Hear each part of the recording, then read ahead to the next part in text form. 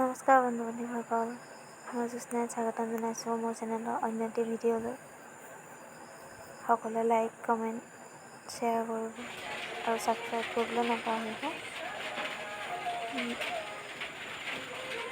কুকুৰা মাংসৰ লগত কলপচলা দি বনোৱা এটা ৰেচিপি দেখিবলৈ ওলাইছোঁ। সকলোৱে শেষলৈকে চাব। কলপচলা, জলকীয়া, নহৰু, আদা, পিঁয়াজ, আলু সকলোখিনি ঠিক কৰি লৈছোঁ কাটিবৰ কাৰণে।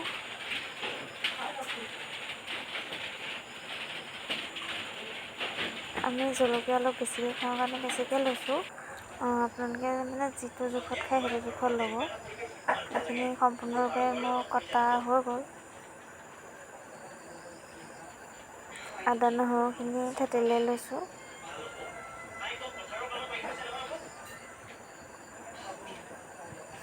মাংসত পিঁয়াজ অলপ বেছি হ'লে ভাল লাগে, সেইকাৰণে পিঁয়াজ অলপ বেছিকৈ লৈছোঁ। আপোনালোকে নিজৰ জোখত লৈ ল'ব।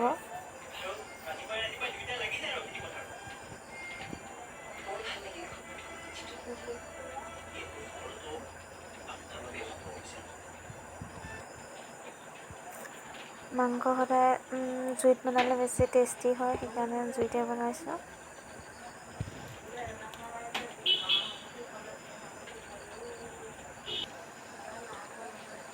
নিমখ, হালধি তেলতে দিছোঁ, কাৰণ তেলত নিমখ হালধি নিদিলে মাংসখিনি বেছি মিহল হয় আৰু হালধিটো বেছি হ'লেও তিতা নহয়। তেনেকৈ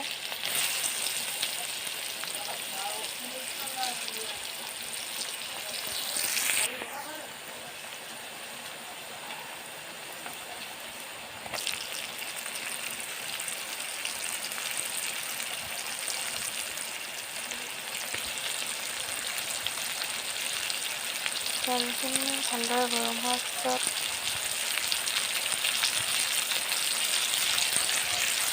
আদা, নহৰু, পিঁয়াজ দিলোঁ। তাৰপিছতে মাংসখিনি দি লৰাইছোঁ,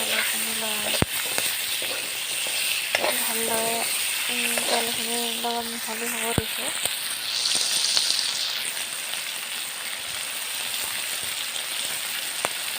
অলপ সময় নিজে ৰাখি তাৰপিছতে মছলাখিনি দি দিছোঁ।